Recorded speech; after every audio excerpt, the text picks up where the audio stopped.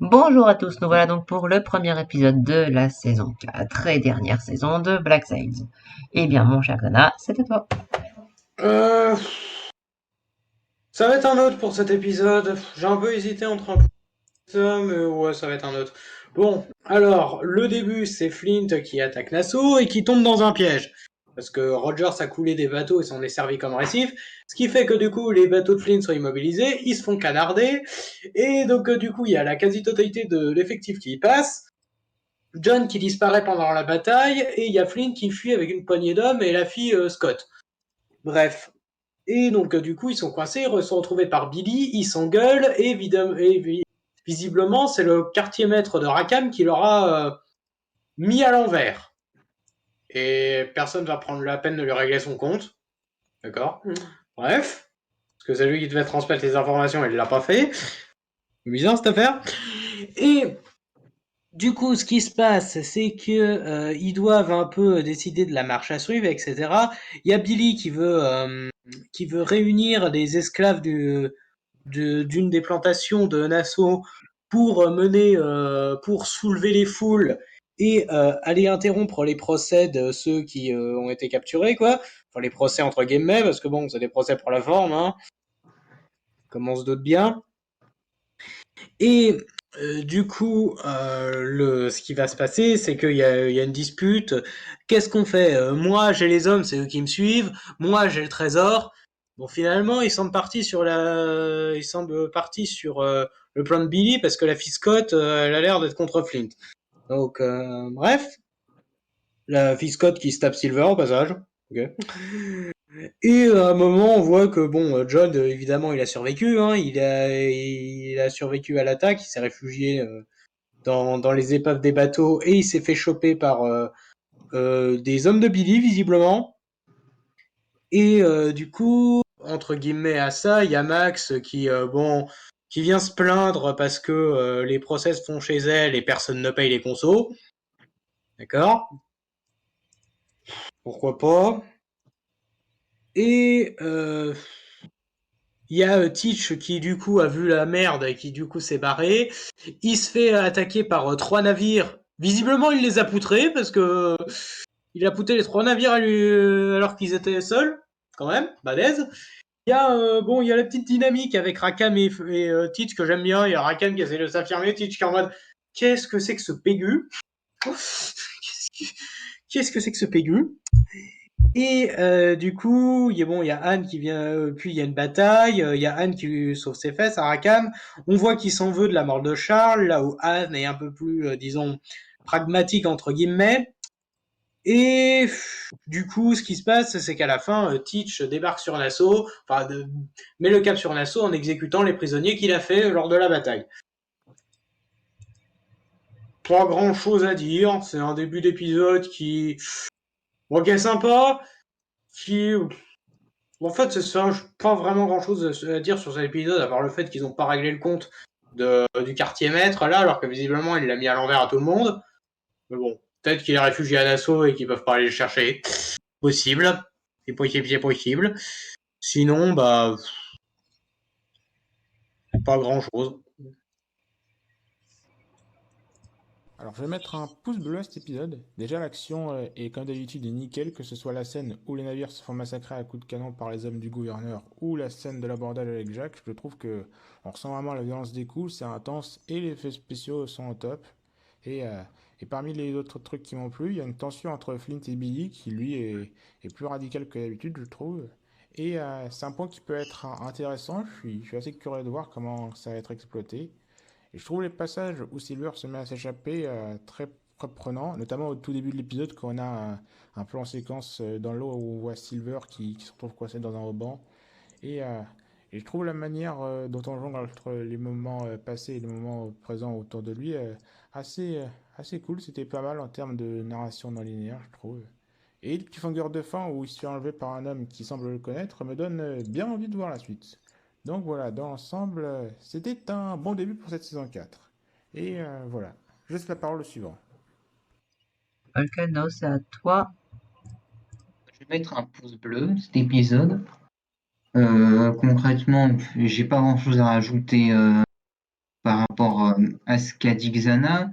Je suis quand même malgré tout un peu gêné par la relation amoureuse entre John Silver et la fille de Scott. J'ai Bon, ça, oublié c'est amorcé depuis le début, ça. Oui. j'ai oublié son nom, Oui, mais j'ai mais l'impression que t'es allergique aux relations d'amour dans cette série, mais là, c'est vraiment amorcé depuis le tout début. ouais, mais j'ai pas ressenti ça, quoi. Pour moi, ça m'avait plus l'air d'une amitié qu'une relation amoureuse. Pour moi, je le voyais pas comme ça, moi. Et il y a la scène là entre les deux où ils sont, voilà, qui arrivent. Bon, ça me surprend un peu vu que je pensais pas que ça allait jusque là. Donc ouais, ça m'a complètement gêné sur le coup, oui.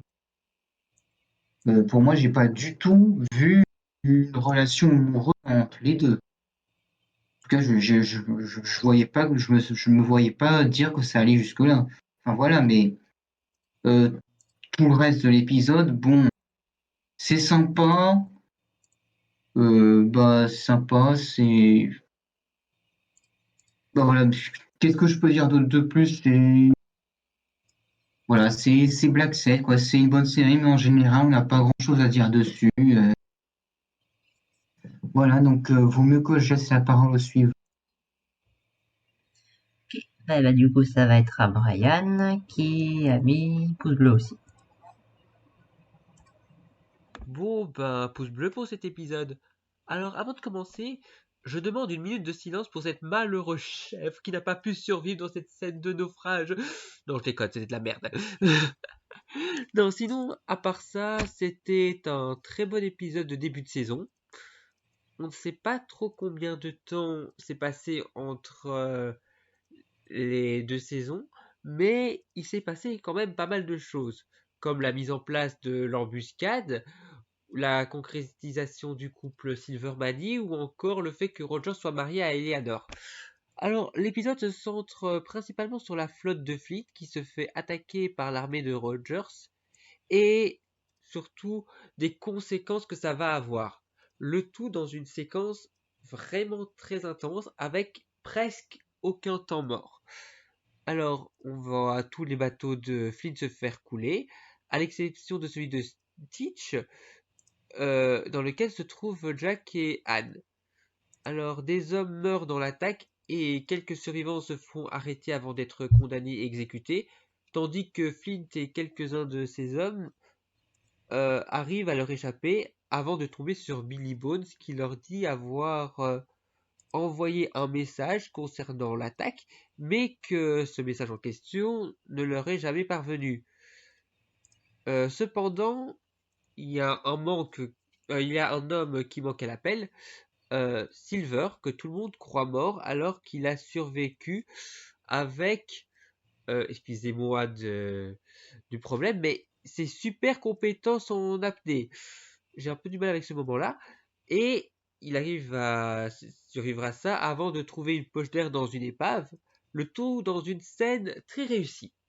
Dommage qu'il y a eu cette chèvre qui m'a lâché un de ses fous rires et cela gâche vraiment l'instant du moment tellement c'était ridicule. Alors un peu plus tard on va voir Teach qui prend quand même la décision de revenir à Nassau, donc après avoir été poursuivi par des hommes de Rogers. Donc ça promet quand même quelque chose d'assez fort par la suite. Et l'épisode se termine sur Silver qui gagne la plage avant d'être repéré par un mystérieux personnage qui lui dit Long John Silver, bienvenue au bercail. Donc du coup j'ai hâte de voir la suite. Ah, la chèvre. On sait pas si elle a survécu, hein. Non, j'en sais rien.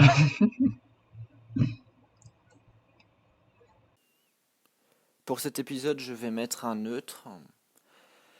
En fait, ce qui m'a vachement emmerdé durant l'épisode, c'est qu'on nous fasse oh là là, Silver va mourir, oh là là, préparez-vous. Voilà, avec le moment où on le voit tomber dans l'eau, etc. Puis ensuite on le voit pas remonter, etc. Donc on se passe une bonne moitié, voire trois quarts d'épisode où on nous fait croire que Silver est mort alors que c'est pas possible en soi. Enfin, sauf s'ils décident vraiment que l'adaptation s'arrête là, mais peut-être, mais je pense quand même qu'ils vont continuer à suivre l'histoire du livre. Ce qui fait qu'à mon avis, Flint va déplacer le trésor de l'Urca de Lima parce que, pour rappel, Silver connaît l'emplacement du truc et que s'il a besoin de la carte au trésor plus tard, c'est qu'il ne le sait plus, donc ça veut dire que Flint va la changer. Et que Flint et Bobby vont se rabibocher alors que là, bordel, ils ont pas l'air de vraiment s'aimer. Sinon, quoi d'autre Durant l'ellipse entre la saison précédente et celle-ci, ça m'a fait ni chaud ni froid d'apprendre que Madame Guthrie se soit mariée avec le mec, mais maintenant on apprend plus de comment est-ce qu'il a fait pour du coup récupérer Nassau, c'est-à-dire qu'il a utilisé ses propres fonds et que du coup sa femme, enfin son ex-femme, du coup quand elle a appris qu'il voulait rompre, pour l'emmerder, elle a accéléré tout ce qu'il devait rendre à ses créanciers. Donc voilà, ça fait peut-être que ça va devenir un pirate et que du coup Nassau va redevenir une île pirate à cause de ça. Ça serait drôle et purement ironique que toutes les personnes qui essayent de faire en sorte que Nassau appartienne à l'État finissent par devenir un pirate lui-même. Donc ça serait drôle que ça arrive. Et la relation entre la reine de l'île, enfin la reine de l'île oubliée, je vais l'appeler parce que je sais toujours pas comment l'appeler, hein, et Silver est tellement proche qu'on s'en doutait un petit, enfin je m'en suis un petit peu douté en regardant avec la saison précédente, mais là avec l'ellipse ils ont pu bien entamer leur relation. Du coup Silver lui a révélé la plupart de ses secrets, etc. Voilà, ouais. Mais cet épisode était à tendance vers le pouce bleu, mais quand j'ai dit, ça m'a bien emmerdé le fait de oh là là, Silver il est mort, oh là là, c'est horrible. Enfin bon, voilà, c'est tout ce que j'ai à dire pour cet épisode. Je vais donner la parole au suivant. Henri, il n'y a jamais eu de suspense sur le fait qu'il soit mort ou pas, Silver. Jamais. Enfin, techniquement, le suspense il est pour les personnages, parce que techniquement, quiconque connaît l'île au trésor, il sait que John Silver est pas mort. Personne, ça n'a jamais été un suspense. Non, l'important c'est ce que ça implique sur les autres personnages. Voilà. Bon, après, en ce qui concerne l'ellipse, alors l'ellipse, là, il y a au moins quelques mois, hein. Parce que parce que ne serait-ce que le divorce de Rogers, enfin, qui a pris, au moins quelques mois l'aller, quelques mois le retour à revenir, sans compter les emmerdes que cette femme lui a causées, etc. Là, ça a au moins pris quelques mois. C'est sûr. Voilà. Ensuite, Maddie et John, ça c'était bien entamé depuis longtemps. Et grosso modo, qu'est-ce que vous voulez que je raconte du jeu sur cet épisode en soi il y a une bataille navale, moi et les batailles navales, bref, voilà, je suis aux anges. Il y a Billy qui met son jeu en action, c'est-à-dire Flint, tu arrêtes de m'emmerder, je suis désolé, mais non, c'est pas toi le boss. Mais Maddie qui dit que c'est elle la boss, parce que elle connaît l'emplacement du trésor, parce que John lui a dit. Et tout le tralala. Maintenant, reste à savoir ce qui va arriver à John. À savoir aussi ce qui va arriver avec Teach, parce que visiblement, il revient à l'assaut et peut-être que tout va s'arrêter si le gouverneur lui donne ce qu'il veut. Bon, je pense que c'est pas trop difficile de deviner ce qu'il veut, mais bon, je vais pas le dire au cas où. Et tout ça, voilà, c'est grosso modo, je peux pas dire grand-chose étant donné que c'est une préparation à la suite en fait. Voilà. Ah mince, j'ai oublié, moi c'est un pouce bleu parce que bon, au début j'étais parti pour mettre un rien parce que mais en revoyant encore une fois l'épisode, sachant que c'est mon 4e visionnage, il y a un truc que j'ai remarqué qui me l'a fait revoir à la hausse, parce qu'avant j'étais en mode, attends, Rogers, il a coulé sa propre flotte qui lui a coûté un bras et qui lui a coûté une blinde à entretenir et à louer, etc., pour faire un simple barrage dans la baie? Non, apparemment il a acheté ses vieilles coques de noix qui est pour une bouchée de pain plus loin, et il les a coulées ici. Donc ça va. Par contre, moi j'ai envie de dire, les navires de la flotte que l'autre il a embarqué avec lui en partant comme un péteux là, j'ai juste envie de lui dire qu'ils appartenaient à Rogers, ils étaient commandés par Rogers. Parce que c'était lui qui les avait sous son commandement. Toi, t'étais l'amiral en chef, alors tu te barrais, c'est toi le mutin. Alors, effectivement, t'as le mec qui accompagne Rogers actuellement, qui est un mutin vis-à-vis de l'autre mec, mais je suis désolé, mais c'est l'autre qui s'est barré alors que c'est le navire est sous le commandant de Rogers. Merci. Ah oui, et apparemment, bah maintenant, c'est vraiment une tyrannie à Nassau, en fait, hein. Rogers, il est, bah voilà, c'est le gouverneur, et il a ses petits miliciens qui sont, bah, des cinglés notoires, qui sont mutinés contre le gars qui était super hautain de la marine d'avant, pour revenir à Nassau, pour solder leur compte avec les pirates, parce que l'autre, il s'est barré comme un péteux. On sait pas pourquoi, parce que il va pas se faire pendre en arrivant en Angleterre, le mec. On sait pas. Voilà. Et bah du coup voilà, là ça montre à quel point en fait les gens qui sont en Nassau actuellement sont en train de entre guillemets maintenir l'ordre et ça a plus l'air d'être des forbans qu'autre chose en fait avec le gouverneur parce que voilà quoi, le gars il va couper une oreille merde, de Monsieur de Groot juste par pur plaisir. Je suis pas sûr que ça soit dans le code militaire et tout tralala. Donc là, ça montre que c'est en train de dérailler sérieux. Et bah, évidemment, Rogers, il y a sa femme, son ex-femme, du coup, qui l'a très mal pris, est en train de lui pourrir la vie, littéralement en le n'ayant bah, influencé ses investisseurs pour bah, lui foutre la vie en l'air, en fait, en leur ramenant ses paiements à faire et tout le tralala. Du coup, bah, c'est la merde pour Rogers, c'est la merde pour Flint, c'est la merde pour Billy aussi, pour le coup, là. Et c'est un peu la merde pour tout le monde. Et Silver, bah, on sait pas encore. Bah, il faudra voir. Voilà, voilà. Quelqu'un voudrait rajouter un truc? On va dire un truc. Qu'est-ce qu'elle foutait là, cette putain de chèvre? Qu'est-ce qu'une chèvre fout dans un navire à cette époque-là? C'est pas compliqué, c'est le garde-manger. C'est beaucoup plus pratique de garder la nourriture en bon état et qu'elle pourrisse pas si elle est vivante. Ah, tout s'explique, monsieur Bond. Moi, d'accord. Vous savez pourquoi il y avait une chèvre à bord du Black Pearl dans le Pirates des Caraïbes? C'est pareil. Voilà. Bon, bah sinon, j'ai pas grand chose à rajouter. Bah, du coup, vous invite à aller voir la vidéo de Mayo, et enfin, si vous n'en venez pas, ça vous étonnerait pas mal, encore une fois.